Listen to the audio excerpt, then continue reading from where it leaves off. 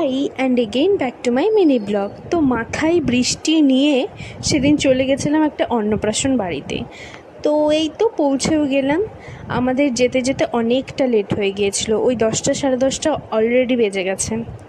ভাবো, এতটা দেরি করে কোথাও যাওয়াটা কি ঠিক? তাও গেছিলাম। তো গিয়ে দেখি ভালোই লোক ছিল।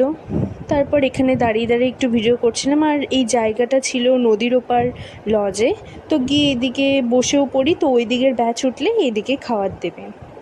তো বসে প্রথমে স্যালাড দিয়ে দিল, লেবু দিয়ে দিল, তারপর দিয়েছিল পাটবড়া ভাজা, ভাত, তার সাথে ডাল আর ছোটো মাছের চচ্চড়ি।